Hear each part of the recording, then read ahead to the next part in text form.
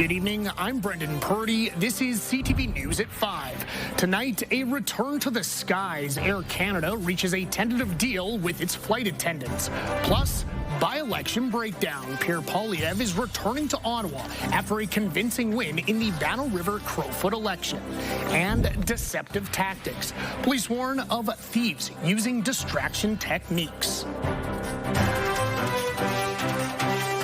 CTV Edmonton, local breaking news with Brendan Purdy. We begin tonight with breaking news. The Alberta Nurses Union says the province will now cover the cost of COVID vaccine for healthcare workers. It comes after backlash from public health experts and healthcare unions who said it wasn't fair. Workers on the front lines would have to pay out of pocket for the vaccine this fall.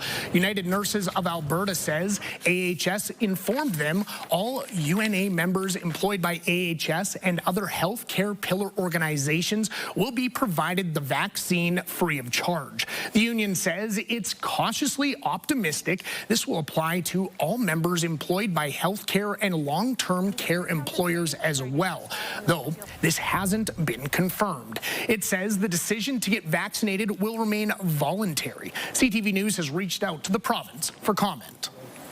After days of travel disruptions, the Air Canada flight attendant strike is over. A tentative agreement was reached after the union and airline met with a federal mediator overnight. Still, like many others, an Edmonton woman and her 2 children remain stranded. Mere Abewe was supposed to fly back to Canada from Lyon, France tomorrow. She says she spent thousands of dollars to move her family's flights earlier to avoid disruption. She says that flight was canceled preemptively. Since she says she's been working to talk with someone at the airline with no luck. We've been doing this overnight. My kids and I were taking turns to keep trying to get the number to go through, but it hasn't been going through, and it says the exact same thing. Sorry, we cannot connect to you. Sorry, we cannot connect to you. So I have no idea what to do. While Air Canada says it's gradually resuming operations, Abewe says she still hasn't received any information. This morning, Air Canada cautioned a return to full regular service would take 7 to 10 days. It says it's scaled up its customer support team to help with the droves of people trying to get through to an agent. People in Battle River Crowfoot have elected a new member of parliament. Conservative leader Pierre Poilievre has won the federal by-election and will once again have a seat in Ottawa. CTV's Evan Kenny joins us in studio. Now, Evan, this was a high-profile race that could influence Poilievre's political future. How does this help his case to stay on as Conservative leader? Brendan, one political analyst believes Poilievre getting back into Parliament is just the first step. Now, he has to make more than just Albertans in his riding believe he's the right man for the job. Thank you very much.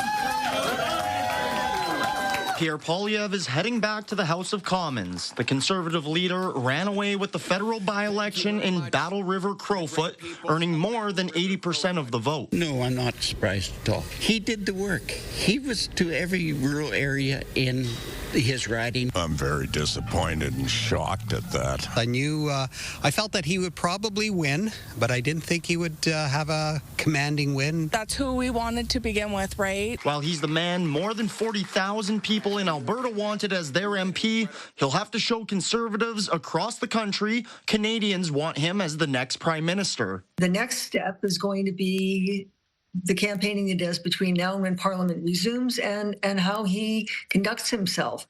He received fewer votes than Damien Carrick, who won the riding in the spring election, then stepped down so Poilievre could run. The Conservative leader will face an automatic leadership review at the party's convention in January. That's probably enough to at least avoid adding questions to his suitability for the leadership. Cheers! Independent candidate Bonnie Critchley is toasting to her efforts. She finished second, earning 10% of the vote. My entire purpose when I started to right now has been to tell Mr. Poilievre that he is not allowed to just walk in and use us as a tool and then disappear back to Ottawa. Critchley wants to see Poilievre back in Battle River Crowfoot when he's not campaigning and bringing the riding's concerns to Ottawa. Poilievre says once Parliament is back, his party is proposing a Canadian Sovereignty Act that in part would legalize pipeline construction and mine approvals and eliminate the industrial carbon tax. Brendan? Thank you for that, Evan. 3 people have been charged, and the hunt is on for 3 more in connection with distraction-style thefts in our city. Police say the group is linked to dozens of thefts and is under investigation for similar crimes in other parts of our country. CTV's Amanda Anderson reports. After loading her vehicle with groceries one day last year, Colleen threw her purse in the car and returned her cart to the corral she parked next to. That's when a man came up and asked where to find a doctor's office. And I said, no, not here. You might have to go into another shopping area to find a doctor's office. And I pointed. He said, okay, and he walked away, and I went back to my car. My purse was still there on the front seat. She says another man walked past as she left. About 10 minutes later, her credit card company called about suspicious purchases. That's when she realized she was the victim of a distraction theft. 20 seconds, like I swear. It's just that length of a conversation, very short.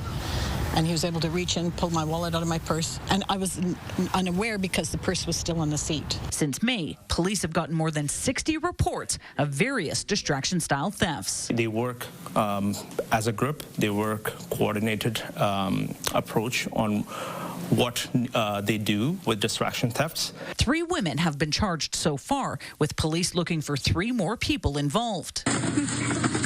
Police believe it's the same group captured stealing more than $1,500 from a Safeway in Windermere. We're also seeing a trend of distraction theft at a commercial store. This group is also involved in commercial thefts of perfumes. Police say all 6 are under investigation for similar crimes in communities just outside of Edmonton, as well as the Toronto area and in Surrey, BC. This particular group is transient in nature. It's believed they're part of an organized crime group, and there are other suspects. If that you have been a victim of these crimes by these individuals, maybe a distraction theft, maybe theft of property, or maybe fraudulently obtaining or purchasing of vehicle, please report it to us. Be very aware of your surroundings, I guess. And it just is a shame that you can't just be kind to people and not be taken advantage of. Amanda Anderson, CTV News, Edmonton. Alberta cabinet ministers met today to discuss whether to reverse a new expense policy for senior government officials. The new directive was introduced by the Treasury Department. It scraps the requirement that ministers, staff, and senior bureaucrats must post receipts for any expense over $100. The Office of Alberta's Privacy Commissioner says it wasn't consulted and didn't understand the rationale. The province called the change a safety measure to protect ministers who often stay at these same hotels while traveling. Opposition parties call it an attempt to conceal spending. The Canadian Taxpayers Federation says receipts are critical to show Albertans how their money is being spent. You'll want to know if your tax dollars are paying to rent a Corolla or a Corvette. You'll want to know if your tax dollars are paying for Subway sandwich supper or lobster and steak on your dime. So this is why detailed receipts matter. As the debate continues over this policy, critics from the Centre for Freedom and Expression warn this is just the tip of the iceberg. They say it fits into a much larger pattern, pointing to Alberta's new Access to Information Act, which reduces the public and journalists' right to information from the government. Alrighty, folks, Josh Clausen is here with a first look at weather. And Josh, a pretty beautiful Tuesday out there for us today. Yeah, really nice and warm yesterday, nice and warm again today. The difference is that if we're going to see any showers or thunderstorms tonight, it's going to hold off until about midnight. Last night, as expected, they rolled through at about 9, 10 o'clock in the evening. So a little bit later risk tonight. 26 degrees downtown Edmonton right now, 23 to 25 outside the city. And wind has been fairly light through the day. It was a cool start, 9 degrees early this morning, 2 degrees below average. but 5 degrees above average as we got to 27 so far for a daytime high. I think that probably ends up as the daytime high for today. A little bit of a cool down on the way over the next couple of days, and we will see some increased cloud cover as well. There's actually 2 chances for showers tomorrow, one early in the morning and then a better chance for some thunderstorms late in the day. Thunderstorms as far as this afternoon are all up in northwestern Alberta, up around Slave Lake, and then here just off to the northwest of Whitecourt. In fact, we have a severe thunderstorm watch in effect for that area. This is what it looks like in the Edmonton area, though. You can see we're kind of in between the 2 thicker banks of cloud cover. So that is the view looking off to the west-northwest, and that's some of that heavier cloud cover that we were showing you on the satellite map just a second ago. No showers expected in the near term, but overnight tonight, if you zoom out, you see this southwesterly flow. There will be a few more showers and isolated thunderstorms that pop up off to the southwest of us. And so the evening looks fantastic, just partly to mostly cloudy skies. Around midnight, you might see a shower, possibly an embedded thunderstorm. Early tomorrow morning, a slight chance of a scattered shower. For most of the day, though, tomorrow, cloudy with a few sunny breaks.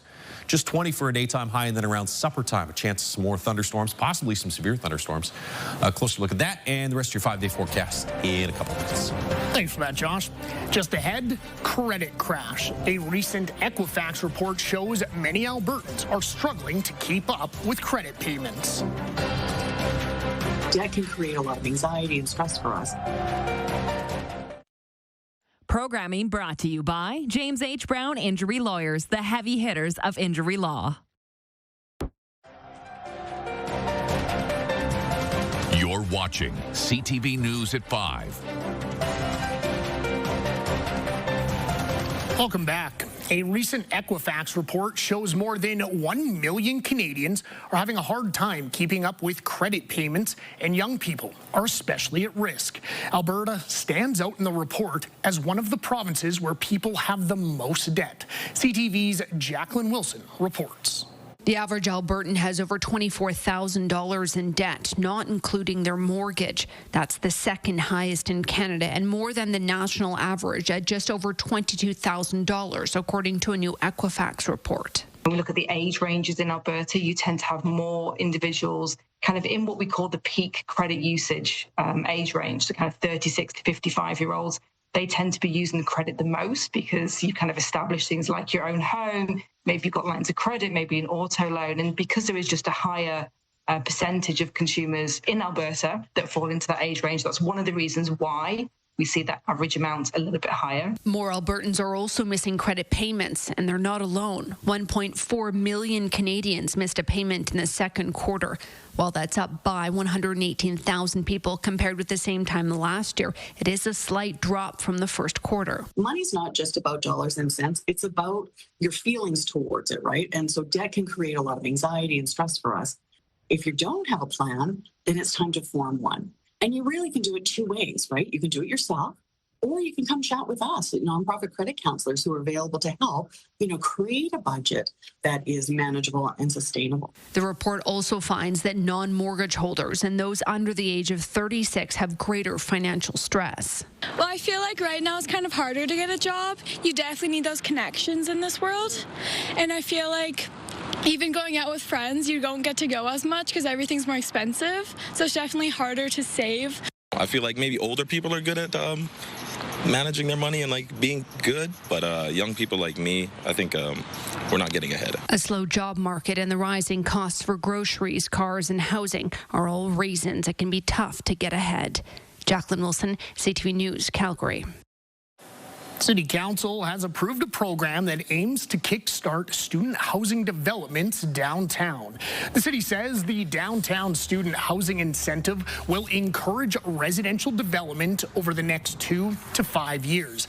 The city will use the money from the federal funding from programs under the Canada Mortgage and Housing Corporation. It says proposals for new buildings, developments on infill-ready sites, and in the Warehouse Park area will be prioritized. Projects must provide a minimum of 10 student housing units. Our job is really just to administer it and to ensure that the applications are well done, and there's going to be a lot of competition for it, which is fantastic. That's exactly what you want to see. I think if we can build 500 additional student housing in the core of the downtown, that is good for our economy, that is good for affordability, is good for downtown vibrancy. Submissions for the first round of proposals closes on September 30th. City Council has voted unanimously to replace its 20-year-old animal bylaw. The new bylaw comes after 2 years of public consultations. It includes new regulations on animal welfare, dog attacks, feral cats, license fees, and more. Today, an amendment was made for the city manager to impose conditions on a license to keep pigeons. It was moved by Councillor Erin Rutherford. She says she's heard numerous complaints from people in her ward about pigeon coops. Lots of noise and cooing, right? That makes their backyards very unenjoyable to be using. Sometimes even I've heard about smell, right, from all of the feces from the birds. The city will provide full details on the new bylaw tomorrow. After the break, dinosaur dismay. Drumheller residents rally to save an iconic landmark. The town and the people of the town can use the tourist assets to benefit the people that live here and love the dinosaurs and love the tourists. Programming brought to you by James H. Brown Injury Lawyers, the heavy hitters of injury law. There's a cricket clinic coming to Clark Stadium this weekend. The program, TD Young Wickets, introduces cricket as a fun and accessible sport for kids. Liam Plunkett, a former England World Cup champion, will be a mentor at the event. It runs from 12:30 until 3:30 in the afternoon on Sunday. Have you ever played cricket? No, Josh. I have not. Do you have any desire to play? I would love. I am fascinated by cricket. I loved ball as a kid. I don't know how well how that cricket swing would work. Maybe half of a golf swing, half of a baseball swing. How about yourself? Where do you think your cricket game I'll watch cricket over baseball 100 times to 1. I don't think I'd be any good, though. Take a look outside right now with the Action Furnace River Valley Skycam Action Furnace fixed right over. It's free. We're at 26 degrees with a bit of thin cloud cover out there that's been kind of thickening up through the course of the day. 27, your daytime high. Mid-20s across, well, all of east central and northeastern Alberta. A little cooler there in Slave Lake at 20. You have some showers and thunderstorms in the area. You're not included in this severe thunderstorm watch, though. That's for areas further to the southwest. Also a heat warning for southern Saskatchewan, southeastern portions of Alberta. The severe thunderstorm watch has been prompted by that storm there northwest of Whitecourt. So Whitecourt, I know you're under the watch, but the storm that we're keeping an eye on is not going to affect you. It might roll towards the Slave Lake region here over the next little while. We also, for a while, had a severe thunderstorm warning attached to that guy right there, well to the north of Fort McMurray, but it has since weakened and will stay north of Fort McMurray as it moves off to the east. So there's your southwesterly flow. That'll draw in a few more scattered showers and maybe a couple isolated thunderstorms late this evening, overnight tonight. Best chance for the Edmonton area would be around midnight.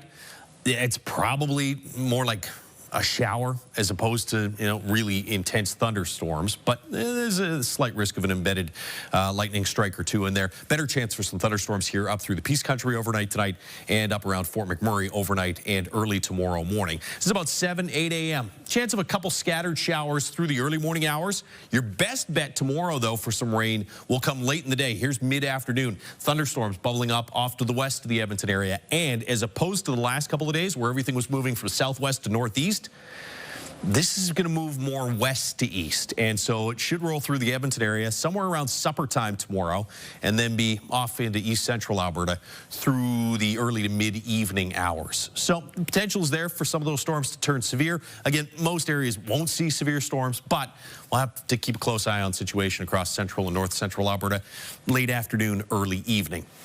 Northeastern Alberta, you get some steadier rain there up around Fort McMurray through the morning hours Thursday. That pushes south Thursday afternoon. But here in Edmonton, I think all of this just kind of slips past the east end of the city. So after tomorrow, it actually looks pretty dry.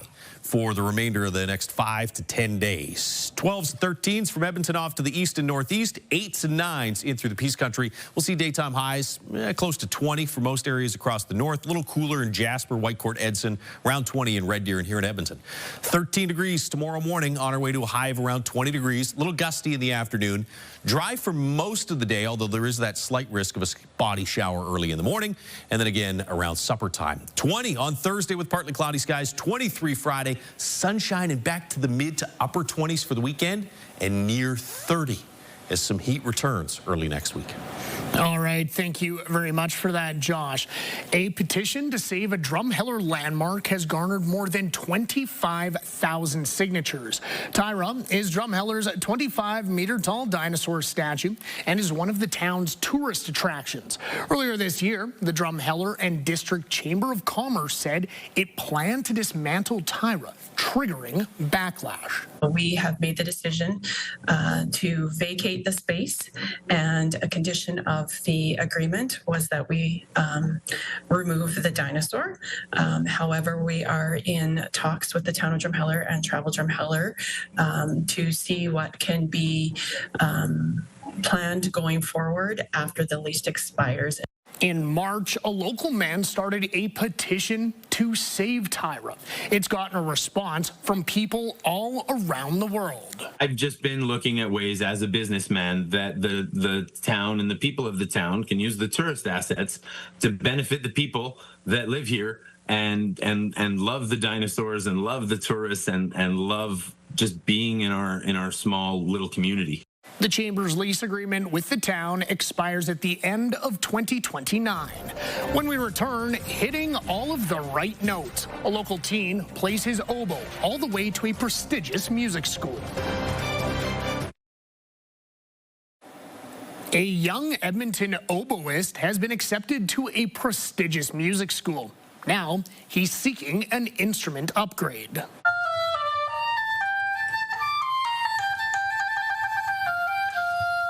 Davidson starts at the Curtis Institute of Music in Philadelphia this September. The 17-year-old has dreamed of attending the school since he first picked up an oboe 6 years ago. There's one issue, however. The oboe he currently has is past its prime and needs to be replaced. His is older and the wood has not stopped vibrating. It's not vibrating like it used to. And so he does need a new instrument to really excel. Curtis has always been the top of the line and the dream that I always wanted to accomplish. So it's really something that I'm very excited and looking forward to. The oboe that Davidson hopes to buy costs $15,000. His family is collecting donations through a GoFundMe page.